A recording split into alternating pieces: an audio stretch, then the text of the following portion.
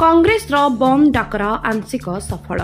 बालेश्वर फकीर मोहन महाविद्यालय छात्री सौम्यश्री आत्मदाह घटन न्याय प्रदान दाबी और नारी निर्यातना रोकबारे बीजेपी सरकार विफलता विरोध में प्रदेश कांग्रेस कमिटी ओडिशा बंद डाकरा देछि।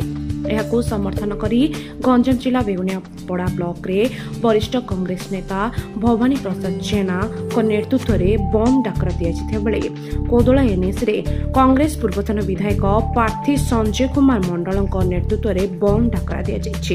संडमूल स्थित श्री श्री तुम्बेश्वर पीठर बुला कांग्रेस कर्मी बाहरी विभिन्न नाराबाजी करने पिकेटिंग करी विभिन्न स्थान रे दुकान बजार विद्यालय कॉलेज जानवाहन और ब्लॉक तहसील कोर्ट आदि विभिन्न सरकारी कार्यालय को शांतिपूर्ण भाव बंद कर साधारण जनता सहयोग करथिबा देखिबाकू मिलिछि।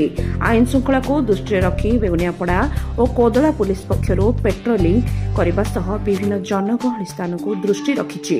बेगुनियापड़ारू कविता निकंक रिपोर्ट तर्जमा न्यूज।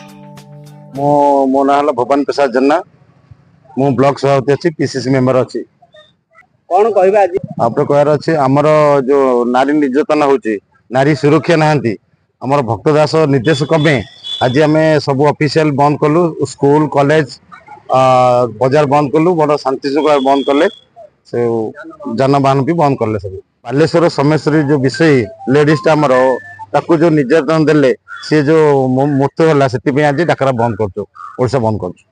कुंभेश्वर मंदिर ठू आरंभ कलु यात्रा अंगारा कुमारीपारी गलु कुमारीपारी सुमंडल सांकुड़ा छचिना बुजुरी नुआ गाँ सब बैंक स्कूल कॉलेज सब बंद कर बर्तमान बेगुना ब्लॉक भी बंद कलु और भी कोदला जाऊँ कोदला भी बंद करूँ।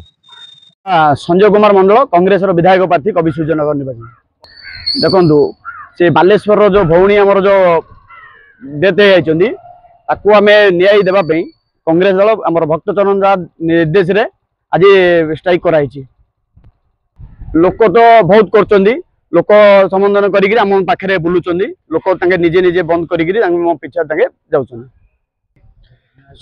शुणु से झील निजे चिठी करी मंत्री पाखु मुख्यमंत्री शिक्षा मंत्री समेस्त पाखु जाइगिरी से ट्वीट करी निजे चिठी फोन फान करी पाखु जाइए किसी न कले आगू कांग्रेस दल आंदोलन कर